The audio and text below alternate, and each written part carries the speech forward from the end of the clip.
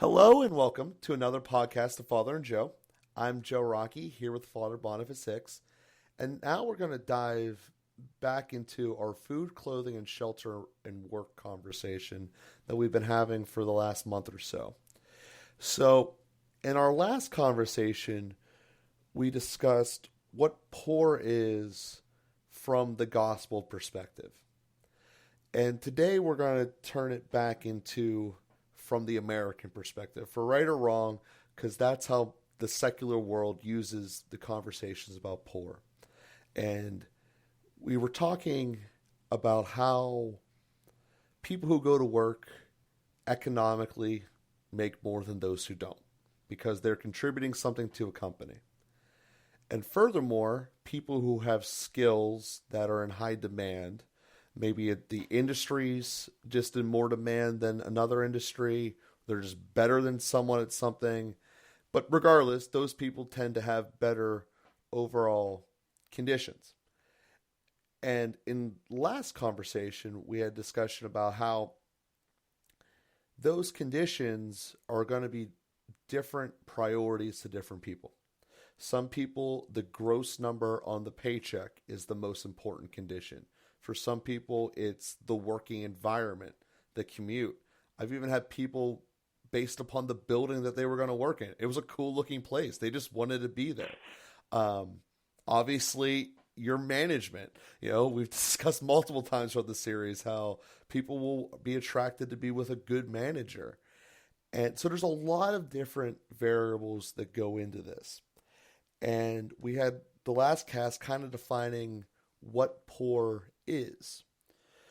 But we wanted to continue the conversation today about essentially the economic poor in America particularly. Because if you look at the poorest person in America, they're doing pretty well compared to a lot of places in the world. So we've also been doing a really good job of focusing on the majority. So when we go through this, there might be a person who comes to your mind that's not exactly this, that, or the other. But this is kind of an in general conversation, which take it for what it is. But that being said, it's pretty factual. So, Father, in my findings, both as an employer and as someone who goes through many houses, like I said, I've seen the entire gamut from people who have to pay me to have it to 7-figure checks. I also drive around quite a bit. So in that context, I've seen how people live. Now, granted, it's for a snapshot. It's about a 30-minute window at a time. But I've seen a lot more households and people than most people, just the way that it is over the last 8 years. So, and you're seeing them from a different perspective. You're seeing them coming to you in confession and conversations about that. And I have essentially seen that when we're talking about the economically poor, there's basically two paths that people go to become economically poor. Category one, they became addicted to something that is detrimental to their physical health and mental well-being. And therefore, they have eroded their skills, desire, whatever, to become functional in the workplace. If you're high all the time, you're not going to be able to communicate and do your job. So that's category one, where they've become addicted to something, which is obviously its own categorical problem in itself. But that's cause one. And cause two goes directly back to the Jesus teaching of what poor is, but applied to an economic sense, is that they have become accustomed and satisfied with a certain state, and they're okay with it and don't want to push out of it. So kind of a mental barrier that they're just okay with it, so why push out? So those are the two main pipelines that I see in America about how ultimately people end up being poor. Now, like I said, that doesn't count the guy who had a job and the company went bankrupt or whatever, because the majority of those people end up finding a different type of employment because they had skills to be employed. I'm talking about those that essentially are not participating in the workforce environment. And that also doesn't count people who are retired, because if you're retired, retirement essentially is the benefit for working a lifetime and being able to spend more time with your family. So that's the starting point of where I found it. And I want to stop there to see if there's any objections before we even dive in. Um, well, I love the way that you're thinking about these things, and I guess I would like to just highlight that for the sake of our listeners. I mean, you've really been thinking about these things, and when you encounter these different situations, you're trying to understand how do people get here? What's going on here? What does this mean? What does this mean for our society? What does this mean about the human person? How does this intersect with the gospel? And I just want to really commend you for that, Joe, and hold you up as an example. I know that's not what you were looking for in setting out with this, but it really, I just really appreciate that. I think one of the ways that um, you are poor in the good sense and blessed because of it is that you have a drive to understand why things are the way they are, and what's going on and how we can do better, not just individually, how I can do better in my own life, but how we can do better as a society, as a church.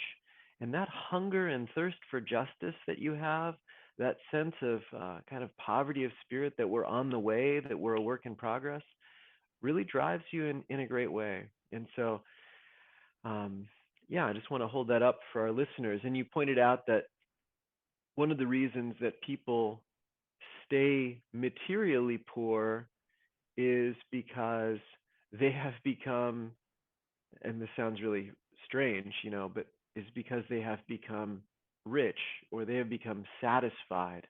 Woe to you who are satisfied, Jesus says, for you will hunger. When we get to the end of our lives and we've become prematurely satisfied, and that can even be with a very low economic situation. That can be with even a very low level of happiness, we might say. It's not that people with low economic situations, shouldn't be happy or even holy. There's one of my favorite saints is Saint Benedict Joseph Labre, who lived as a beggar in Rome. So there's nothing preventing being very holy and having a very low economic situation. He wasn't trying to get himself out of that situation, but he was trying to grow in holiness, which is uh, something tangential to that. But anyway, yeah, are there people who become satisfied with their with a bad state in life? Let me just describe it that way so that we don't keep overloading these words. Are there people that become satisfied with a bad state in life, and then getting into that situation, there's something that kind of locks them into that situation, um, like drugs or addiction, as you said. And I would see those two things being kind of related, actually. That bad situation, actually leads to drugs because, in fact, they're not satisfied. Their hearts are still longing for something, but for whatever reason, uh, they're not striving for it, and so they sort of settle for the immediate high, and then that kind of creates its own bad feedback loop and plunges deeper and deeper into that poverty. So, uh, yeah, those are. Yeah. Anyway, I think we're off to a good start. So I'll let you continue from there. Yeah, fair enough. And that's one of the things that, yeah, what caused first? The fact that they're feeling content and down that caused them to go and get high, or they're feeling content and down in the withdrawal after being from high, and how it just continues that circle. And that's pretty self-explicit. So they've done these studies with children, not to go on to a long tangent, where you can have a couple of M&Ms sitting in front of you, bowl A, and they're told if you don't eat these M&Ms for 2 minutes we'll come out and we'll give you two more bowls of the same size, but you have to sit in the room by yourself for 2 minutes. And long story short, some of the kids will sit and wait it out and eat way more M&Ms, and some will just go right into it. So to me, that says, and also from observations of the real world, that there's just always going to be a group of people who just want what they can get right now, and they don't want to put in the discipline in this case to get the other two bowls of M&Ms. So coming at this from two perspectives, obviously there's the economic perspective of work, and then there's also the spiritual side. How do we address that fact? Because from the work perspective, the way that our political system has been set up is that you can get essentially free room and board through subsidized housing.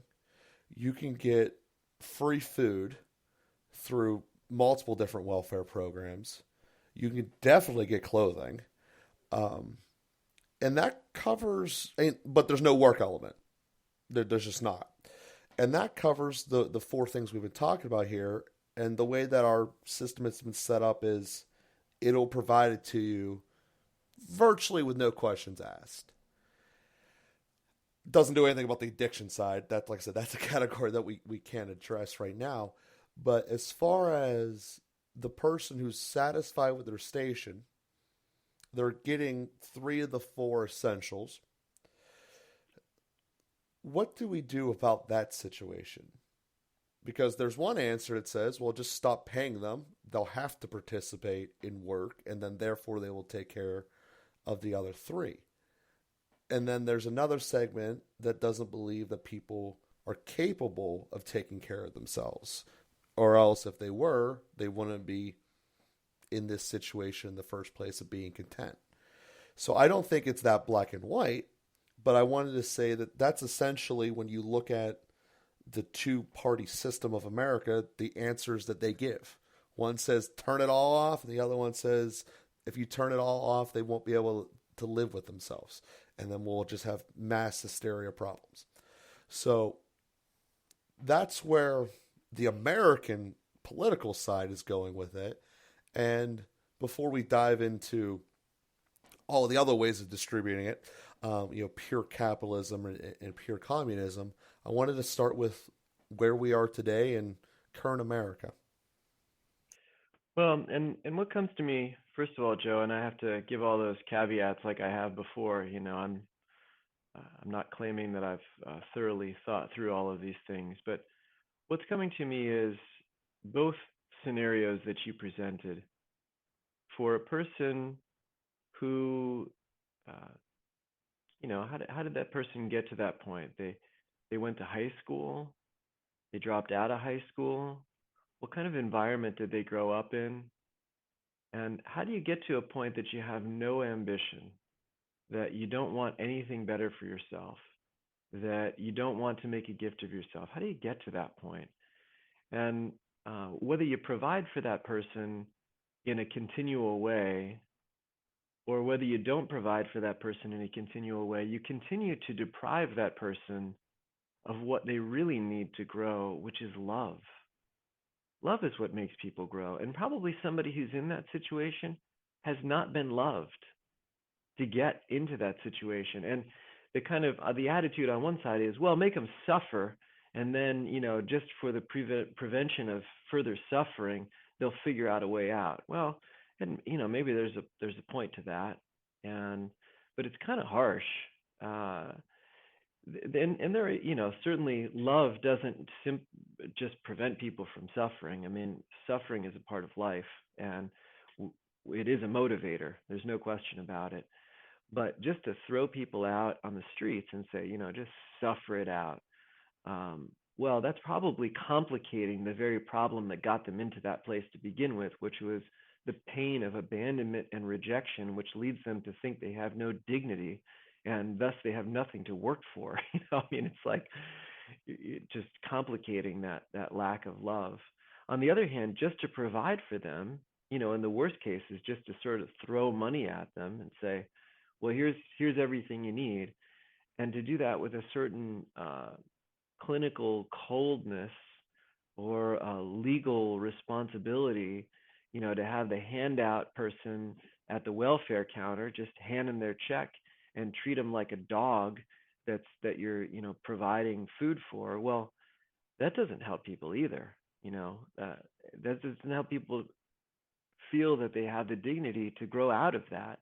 That can easily just lock them into the same system. So um, I think it's inhumane. I think it's cruel just to throw people out on the street.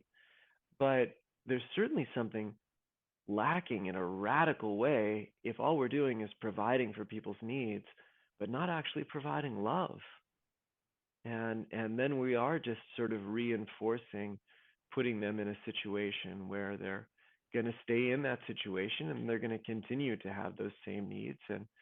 Um, and so anyway, that's a first swipe at the a kind of Christian view of a, a political duality that's missing something. And I think he actually hit upon the underlying truth that is rarely talked about, is that the dollars and cents element is a secondary issue. It's the one that's primarily focused upon because you can put numbers to it. And if there's numbers, there can be a politician saying one way or the other, more or less. Um, but as an underlying fact, this is one of those things that no government, political system, or economic system could ever address. How do you make parents who care? How can you make anyone who cares? And that is, part of the draw of what we're trying to do with this cast is, as you've said many times, you grow love by being loving, and easier to receive love, doing both single-handedly. And it makes me think, as you were talking about here, about an example you gave a while ago. Can't remember from exactly which episode it was, but it was a man who was sitting in front of a statue of Mary. And he was talking about how younger in his life, he was so mean to everyone and full of hate and anger.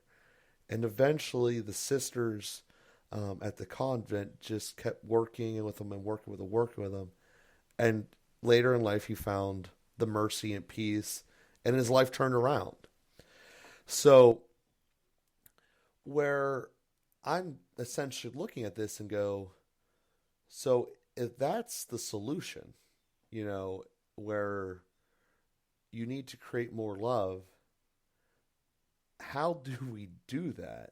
And that might be part of this bigger issue of how do we grow the faith, get more people coming to the Eucharist to do it. That might be part of it. But I got to imagine it starts with a family. Having a loving family and go there before you do anything else. Before you even leave the house, you got to start with having a loving house. So obviously that's something we've touched upon many times in this series, in this podcast, overall. And I think that it's getting back to that core issue, because it's exactly as you said, there's not an ambition to move forward. And when you see people who don't have ambition, it's typically some form of why should I bother? There's the fetus attitude. And that type of attitude comes from a belief that nothing will work. And the underlying thought behind it is being, I'm not going to get love out of it anyway. I'm not going to get what I really need. And I also like how you showed there that really both answers from both parties are neither correct. But also, when you're looking at this from the governmental distribution point, you can't make people love each other. So what else could they do? I get why they rested on this byproduct, effectively trying to solve a symptom but not the cause, which is a problem within its own right. So I wanted, before I go too far down the path, I wanted to give you a chance to respond there. Mm-hmm. Yeah. You can think back to the way we provide food, clothing, and shelter with no expectation of work and without thinking twice about it when we have an infant. We do that all the time. We never, of course, we're going to feed, clothe, and shelter an infant. And what's the difference between that infant and the grown-up person that we are also providing food, clothing, and shelter to? Uh, the difference is not so much in the individual that's the recipient. The difference is in the way that it's done. We not only feed, clothe, and shelter infants, we love them. And as we love them, they grow.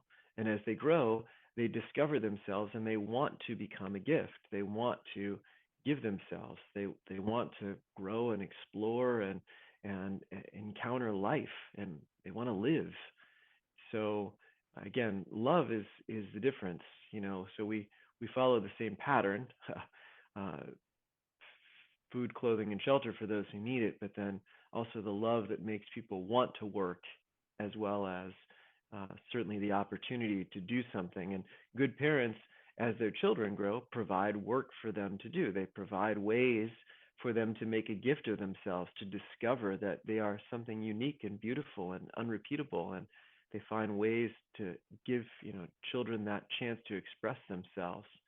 And so it makes sense that we would do that with adults who are in a similar situation of need. As you say, you can't force somebody to love, uh, and that's very true. So you could look at the reverse side. I'm in a situation in various cases where I do love people, but I don't have the money to provide for them some basic necessities. And that's where I work together with some of those government agencies where I can say, I can't put food on your table, but I can believe in you and I can encourage you and you can keep talking to me and we'll work on that love side. And then I'm grateful that the government is there and they can work on some of the basic necessities side of things. In the case that you mentioned with that man who was standing before the image of Our Lady, that was at a homeless shelter and an AIDS hospice that was run by the Missionaries of Charity. And I don't know, I think they probably also take some government funding. But in any event, they kind of do both sides of things. They provide food, clothing, and shelter at the same time that they provide love and help to develop the individuals that they take in. So, and I remember, now I don't, again, I'm walking into dangerous territory because I don't know the details of it and how it all played out. But the idea, at least, that President Bush had come up with a number of years ago, the faith-based initiatives, that the government, instead of providing things directly, would fund faith-based organizations that would be able to provide the necessities with the love that's behind it. And they would do that out of the motivation of their faith, that as Christians, we love people because God has loved us first, and we consider that to be an important thing to do for others. But we don't always have the means to do it or to provide for some of those basic necessities. And so the government, instead of providing it directly, would funnel that through faith-based programs. And I thought that was a pretty good idea. Again, I don't know how the details worked out. All those things are subject to bad management and corruption, and I can't say that. But I think that's a nice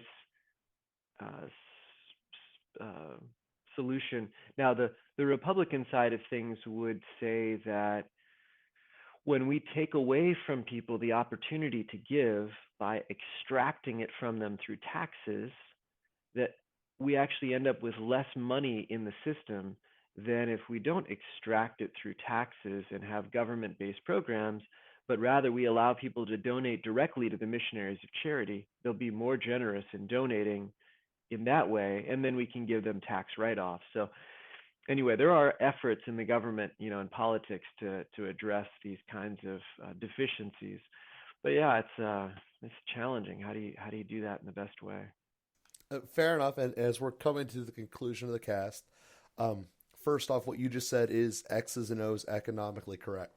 And it's been tested many different times, many different places on this planet. It is economically a truth. Whether people want to believe it or not, it's how the facts bear out. But nonetheless, we do thank everyone here for listening here today. We will be with you again next week. continuing this conversation about food, clothing, shelter, and work. And then our series coming up down the road will be the Beatitudes, as that will be coming up. So we thank everyone for listening. Please continue telling a friend and spreading the word about the cast. And we'll be with you next week.